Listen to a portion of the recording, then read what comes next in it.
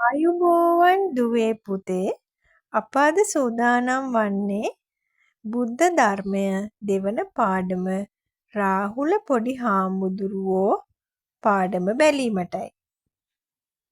පාන්දරින් අවදි වෙලා දැහැටි අරන් දත් මැද්දා. අපේ පුංචි යාළුවා කියන්න බලන්න දැහැටි අරන් දත් මැද්දා කියන එකේ තේරුම.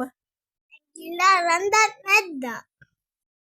මුව දොවලා පිරිසිදු වී පිරිසිදු සිවුරක් ඇන්දා. අපේ පුංචි යාළුවා කියන්න බලන්න මුව දොවලා කියන එකේ තේරුම. මුණ සෝදලා.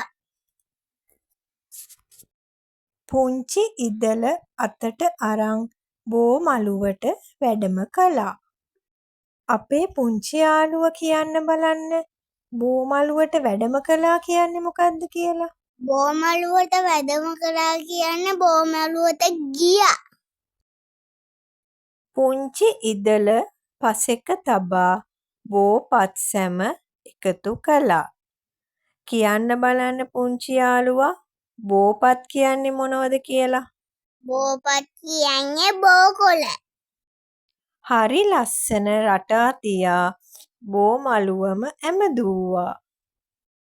පුංචි යාළුවා කියන්න බලන්න බෝ මළුවම ඇමදූවා කියන්නේ මොකද්ද කියලා. බෝ මළුව අතු ගෑවා. අරගෙන දෝතක් වැලි කැට මෙහි ඇති වැලි කැට ගණනට වැඩිහිටි ඔවදන් ලබනට පැතුමන් පැතුවා සැමදින. කියන්න බලන්න පුංචි යාළුවා අපිට වැඩිහිටි ඔවදන් කියන්නේ මොනවද කියලා. වැඩිහිටියන්ගේ අවවාද. හරියටම හරි. පුංචි යාළුවා මේ හැම දෙයක් ගැනම දන්නව නේද? අපිට පුංචි ඕදනක් සහිත කවි පෙළක් තියෙනවා කියන්න. අපි බලමු මේ කවි පෙළ.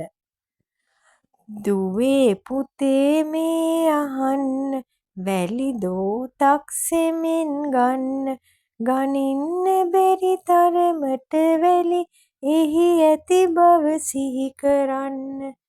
වැඩිහිටි ඔවදන් වැඩියෙන් ලැබෙන්න යැයි ඔබ සිතන්න.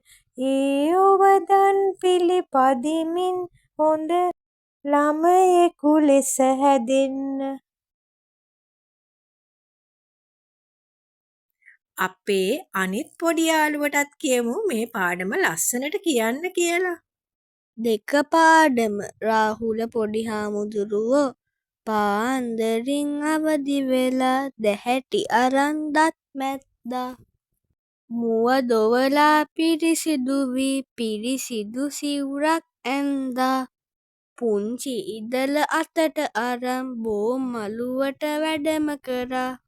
පුංචි ඉදල පසෙක තබා බෝ පත්සැම එකතු කළා. හරි ලස්සන රටා තිය බෝ මළුවම ඇමදූවා. අරගෙන දෝතක් වැලි කැට මෙහි ඇති වැලි කැට ගණනට වැඩිහිටි ඔවදන් ලබනට පැතුමන් පැතුවා සැමදින.